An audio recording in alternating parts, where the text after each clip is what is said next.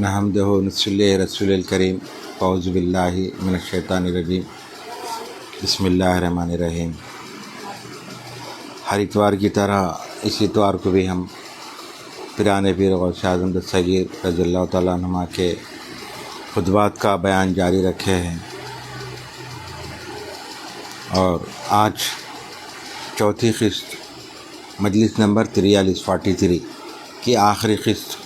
بیان کریں گے انشاءاللہ۔ یہ ہے 43 مجلس نمبر 43 نمبر 43، تو اس کا آخری حصہ ہے، اپن مجلس کا بیان کریں گے۔ بسم اللہ الرحمن الرحیم۔ خواص تو جب اس کو دیکھتے ہیں اپنے دلوں سے اس کو مبغوض سمجھتے ہیں، مگر حق تعالیٰ کی پردہ پوشی سے اس کو چھپا لیتے ہیں اور اس کی بدحالی کو عالم اشکارا نہیں کرتے۔ تو اپنے نفاق کے ساتھ اہل اللہ کی صف میں مت گھس کے کان پکڑ کر باہر نکال لیا جائے گا اور ان میں شامل نہ رکھا جائے گا۔ یعنی جو آدمی پیر نہیں بنا یا عالم نہیں بنا، ان کا دیکھا دیکھی اگر کرنے کی کوشش کر رہا ہے، اس کو بول رہے ہیں کہ پہلے تو تجھے جا کے سیکھ، بول رہے ہیں برسوں گزار ان کے پاس۔ واعظ بننے کا وقت نہیں جب تک کہ تو اپنا زنار توڑ نہ ڈالے،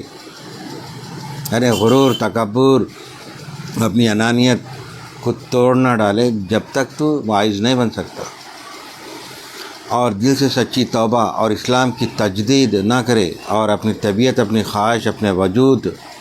اور تحصیل منافیت و دفاع مضرت کے احاطے سے باہر نہ نکل آئے، تحصیل منافیت و دفاع مضرت کے احاطے سے باہر نہ نکل آئے، جب تک کہ تو اپنے آپے یعنی انانیت سے باہر نہ نکل آئے کہ اپنے نفس، اپنی خواہش، اپنی طبیعت کو دروازے پر چھوڑے۔ یعنی کیا ہو رہا ہے، پہلے اپنے آپ پاک صاف کر لو، عاجزی، انکساری، محبت، خلوص اور علم حاصل کرو، اپنے دل سے کینہ، کپٹ، حسد، جلن، بغض لوگوں کے تعلق سے پورا نکال دو، تو جب واعظ بن سکتے وہ رہیں۔ اب اکثر واعظ تو تقریر تو کرتے، سب کی بات نہیں بول رہا ہوں، کچھ یہ چیزیں ان کے اندر بھری ہوئی ہے، لوگوں سے حسد، جلن، کینہ، اگر اس کو نکال لیے تو صحیح واعظ بن جاتے ہو لوگ، اور اپنے قلب کو دہلیز پر چھوڑے اور باطن کو بادشاہ کے پاس نشست گاہ میں اس وقت تک زبان ہلانے کا وقت ہی نہیں، اول بنیاد کی طرف لپک، پس جب اس کو مضبوط کر لے تو تعمیر کی طرف دوڑ۔ بنیاد کا پانی جس سے وہ مضبوط ہوتا ہے دین کے متعلق فہم اور علم ہے۔ یعنی مثال دے، جب تک کہ ہم بلڈنگ کو بناتے نا تو پہلے کھودتے، پھر بنیاد ڈالتے، بنیاد میں مضبوطی کے ساتھ پتھرے ڈالتے، سیمنٹ ڈالتے، کنکریٹ ڈالتے، جو بھی ڈالتے، پھر اس کو پانی پلاتے جاتے۔ پہلے ایک دم نئی بلڈنگ بنا دیتے، پانی پلا کے اس کو بنیاد میں، جیسے کہ کالم ہو یا بنیاد ہو، دیوار ہو، تو اس کو پانی لگاتار 8 دن پلاتے یا 10 دن، اس کے بعد میں جب بنیاد مضبوط ہو جاتی تو جب دیوار اٹھاتے۔ تو اسی طرح پہلے اپنے آپ کو کرو رہیں، اپنے آپ کو نکھارو، اپنے آپ کو علم سے آراستہ کرو، ہر چیز کو مارو، اپنے نفس کو، اپنے خواہشوں کو۔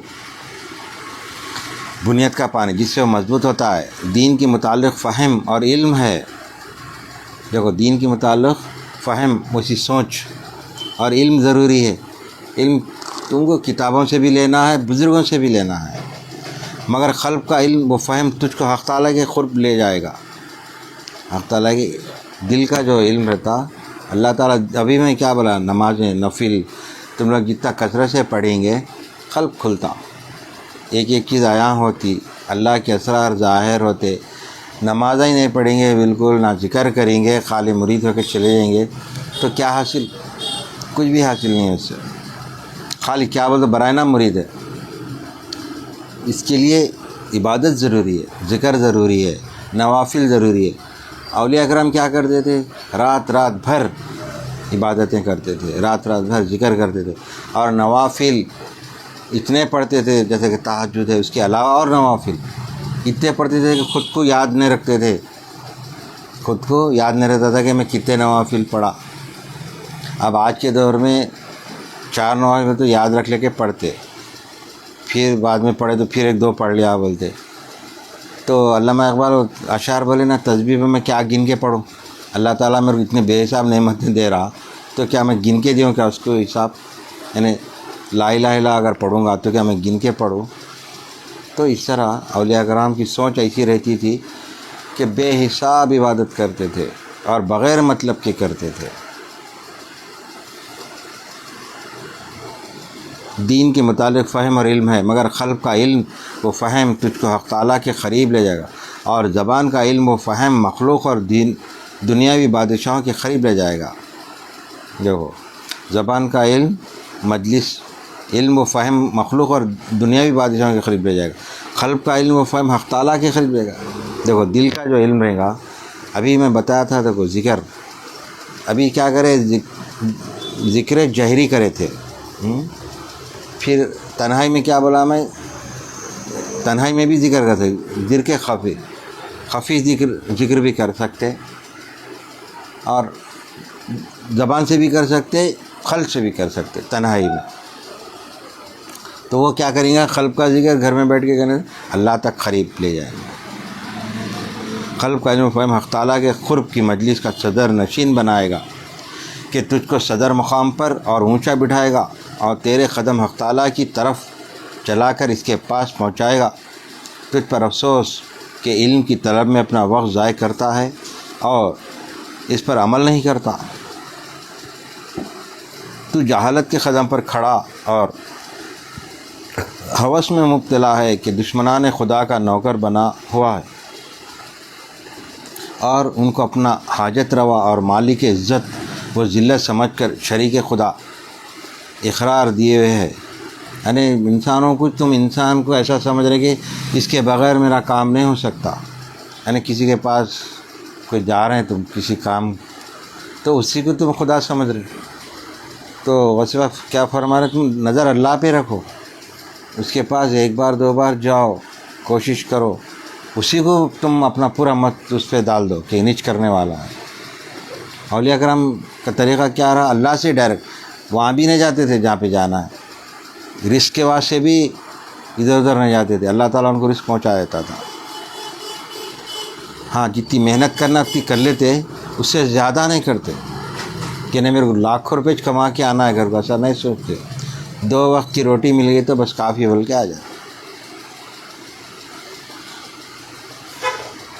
حق تعالیٰ تجھ سے اور جن کو تو اس کا شریک بنائے ہوئے ہے سب سے بے نیاز ہے کہ تجھ سے کسی شریک کو بھی قبول نہ فرمائے گا۔ کیا تو جانتا نہیں کہ جس کے ہاتھ میں تیری باغ ہوگی اسی کا تو بندہ ہوگا۔ اگر تو فلاح چاہتا ہے تو اپنے قلب کی باغ حق تعالیٰ کے ہاتھ میں رہنے دے، اور اس پر توکل کر، سچا توکل۔ مطلب ہے کیا، ابھی میں جو بول رہا ہوں، اللہ پہ ہی بھروسہ، ہر چیز کا تم کو اللہ پہ ہی بھروسہ کرو کہ بغیر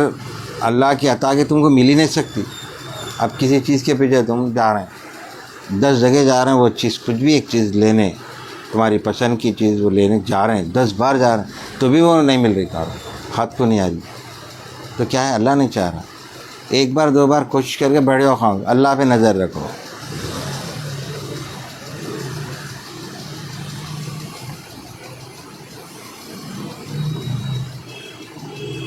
کیا تو جانتا نہیں کہ جس کے ہاتھ میں تیری باغ ہوگی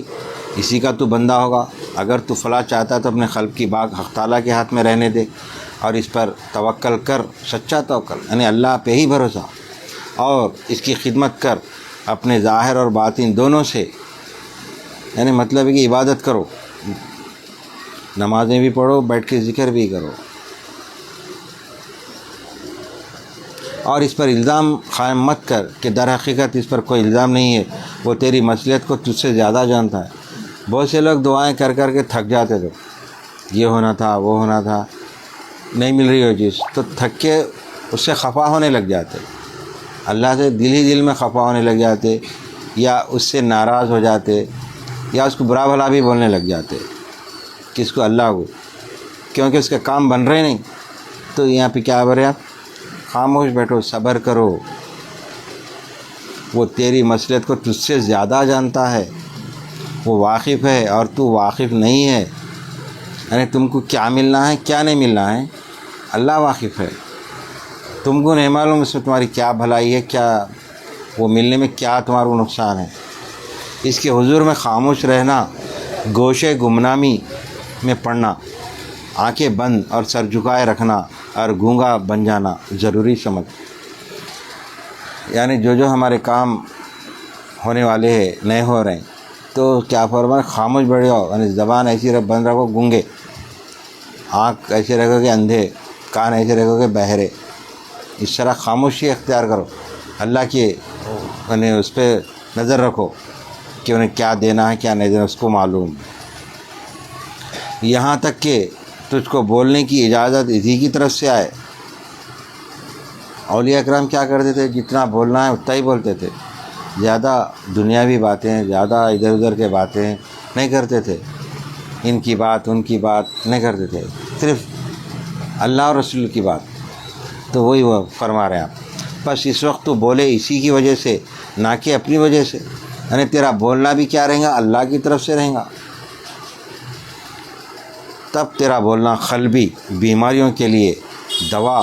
باطن کے لیے شفا اور عقول کی روشنی وہ ضیاء بن جائے گا، یعنی روشنی۔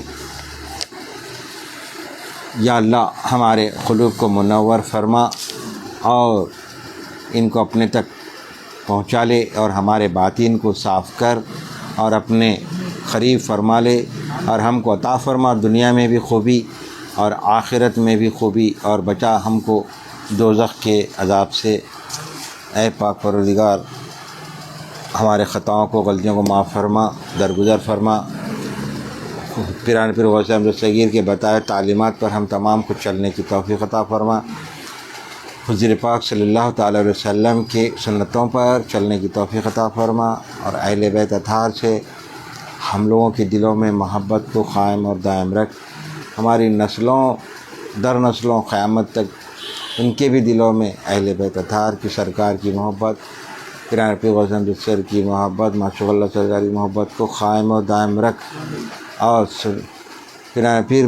غوث اعظم صغیر کے بتائے ہوئے جو تعلیمات ہیں مالک ہم جو سنا رہے ہیں اس پر ہم تمام کو چلنے کی توفیق عطا فرما، اور یہاں پر جتنے حاضرین ہیں مریدین، معتقدین اور دیگر لوگ، ان کے بھی حاجتوں کو پورا کر، ان کو بھی نیک ہدایت دے، ان کو بھی دین کی سمجھ دے، ہم تمام کی اصلاح کر،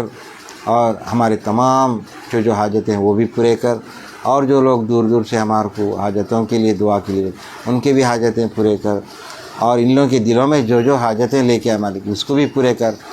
جو ہم نہیں جانتے تو بہتر جانتا ہے مالک، تو حاجتوں کو پورا کرنے والا ہے میرے مالک، اور ہماری دعاؤں کو قبول اور مقبول فرما، بفضل سبحانک رب العزت عما یصفون، والسلام علیکم والحمد للہ رب العالمین۔ دیکھیں